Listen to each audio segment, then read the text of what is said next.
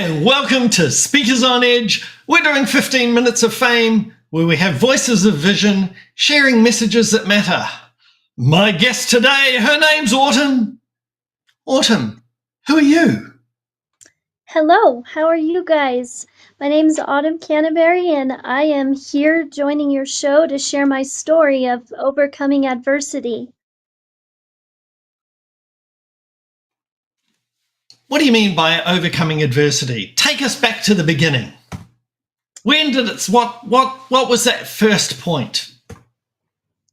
That first point was when I was 10 years old. My mother was killed from a horse accident, and my father, he had remarried a new woman shortly after, and we went through tons of physical and emotional abuse. My father sent me to Texas to live with a strange cowboy at the feedlots. And shortly after that, when I turned 14, he threw me in a homeless shelter in Albuquerque.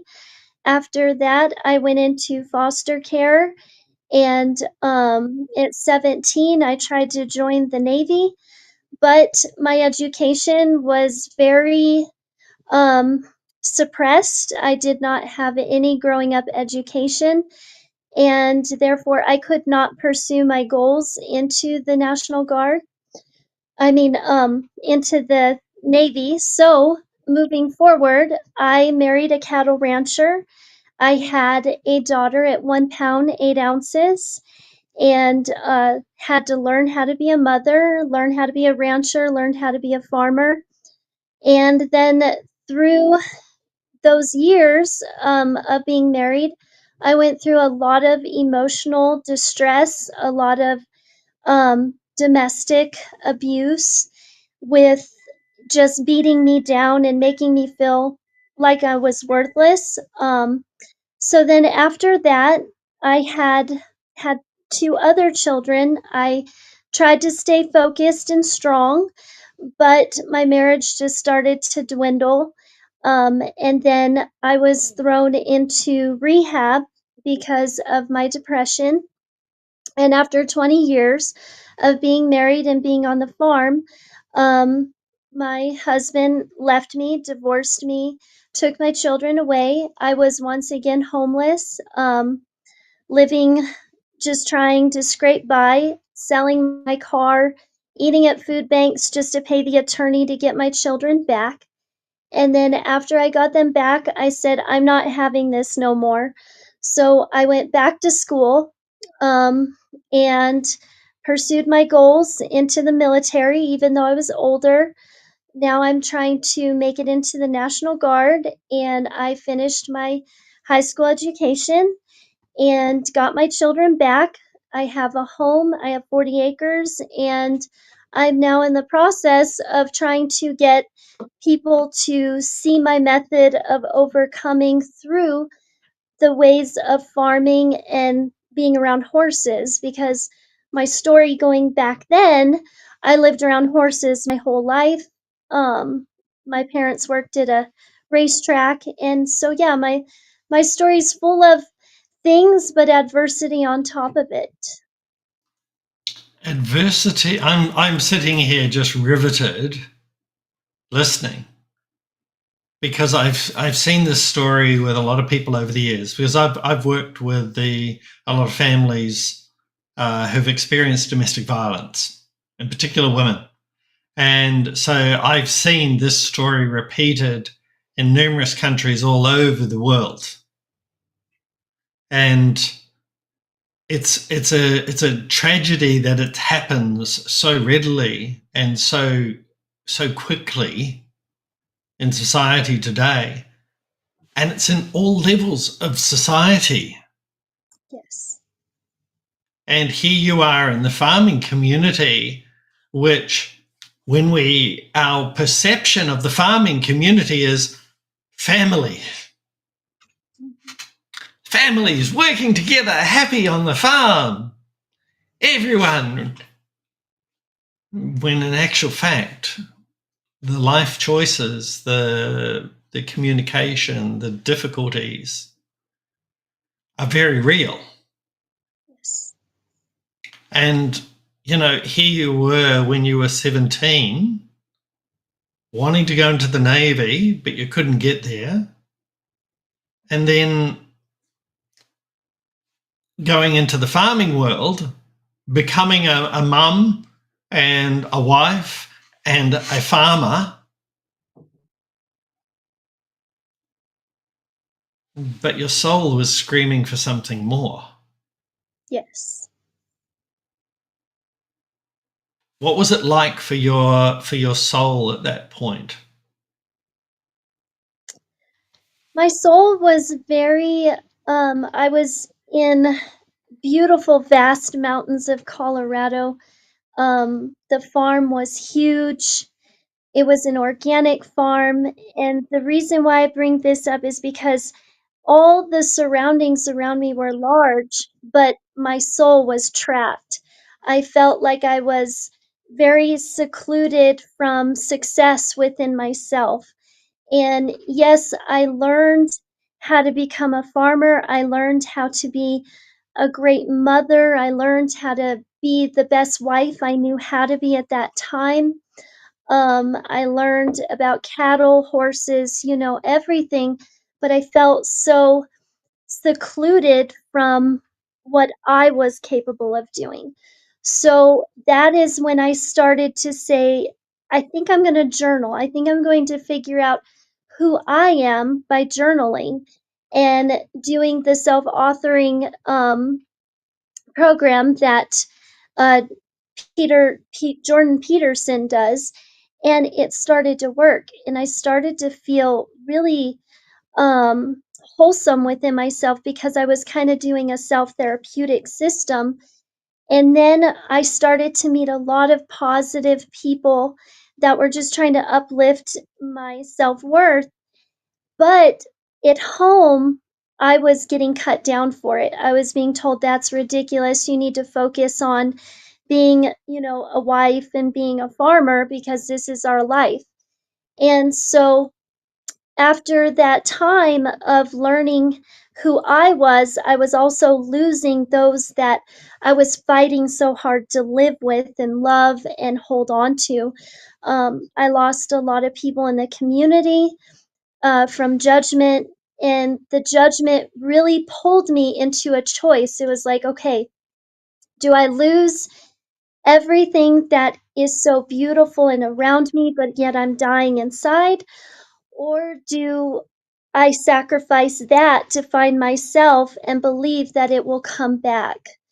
And it was the hardest choice I ever made because I was the mother who wanted to live like the little house on the prairie, and raise my children with a very rooted lifestyle that has been lost in the new modern world of society. And I I had to sacrifice that, and now it's coming back. I mean, it's been only a couple years, but those gifts are coming back. So I started to write a book and I called it Silent Gifts.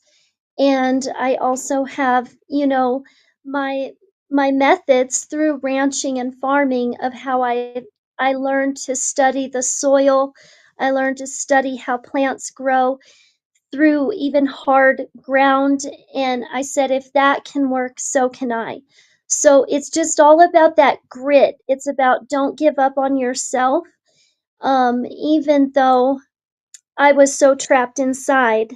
I'm free now, and I do believe that all those things I love so much will come back. You are a true inspiration. I want you to know that, because the journey that you've been on, I mean, you said how it started with you journaling. When somebody's watching this, they can often relate to your story. And what I like to do on the show is I like us to be able to give a solution for the people at home watching, that if they relate to this, they can take an action. Can you just give me a little bit more information about what journaling was for you and how it worked?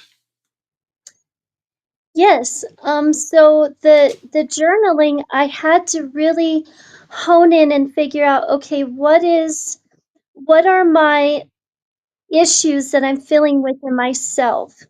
I kind of look at it through a four-step process with horses.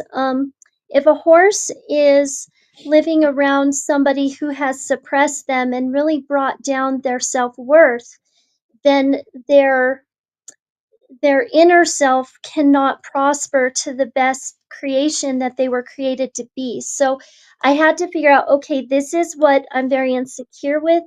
This is what I am struggling with. You have to really be aware of where your weaknesses and your problems start, and don't be afraid to say, you know what, I drink too much, or I cuss too much, or I just don't get up and I don't have enough energy. I don't even make my own bed. Sometimes you have to start at the very simplest problem, notice that, recognize it, and then take that in, accept it, and then move to the next step of who is it out there that is in my circle of life that can give me some positive outcome.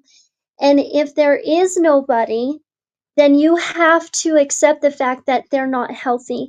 And then you need to go to the next and find the next person that actually will give you that encouragement. And then you start to bloom a little bit. You start to realize, I'll be darned, I am worth a little bit here. And then you start to grow. And then you have to do the acceptance part. You have to accept the fact that those people that you loved so much really didn't care enough about you to help you grow. So you have to let them go, move forward, accept the process, and trust the process and believe in yourself through the whole thing. And sometimes, and the part where people will give up is the time of waiting. Kind of like a plant. We wait for that bloom in order to harvest it. And through that season, it can take a really long time. For some, it can take a short time. But if you're waiting for years and you give up, you're going to pitfall backwards. So you got to start over, um, and reseed yourself. So that's kind of where I started to realize with my journaling what I really needed to do to become my better self. And as I did that, remarkably, being out on the ranch, I didn't have a lot of people. It was just me, the tractors, the fields, not much support system.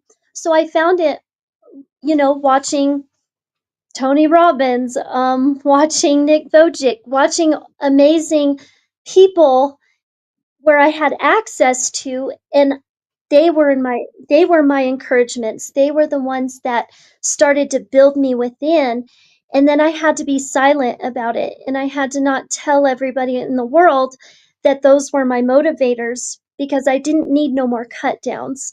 So that's kind of how it began. Wow. This is what I love about this show is because what you've just shared is very personal, but it's also very relatable. And to start with journaling, the nice thing about journaling is it's between you and the paper. And the paper is non judgmental. The paper is not abusive to you. You can write whatever it is you want to write. And if you don't like it, you can always tear it up, Mhm. throw it away, burn it safely, of course. You can always get rid of it. But it helps clear what's in here and connect it to here. Absolutely. I learned that also with my education. You know, because of me aging and learning so much slower, I learned that if I put my mind to the pencil and I would write my mathematical equations out, if I wrote my language, I could spell better and it would retain. Well, it's the same as healing. If we write it, we can retain it better, we can understand it better, we can bring it to life and create our own plant, our own system of survival, but healing and make ourselves beautiful again. You have absolutely nailed it 100%. This has been an incredible journey. Now, how can people find you? If they want to talk to you or know more about you, where can they go? What's the easiest place for people to find you? So the easiest place right now to find me is on Facebook. My name will be Autumn Star Canterbury. You can also look here in about a month on Amazon for my book, The Silent Gifts. It should be there as soon as it gets made. And also, here in a couple months, I should be having an online business with my healing process, and that will also be called Silent Gifts through Autumn Star Canterbury. Excellent. And we'll also have your photo on our website, on our 15 Minutes of Fame page, on the speakersonedge.com website. Autumn, that's been our 15 Minutes of Fame. You've been a wonderful guest. Thank you so much for being on the show today. That's it, everybody. We will see you on the next episode. Bye.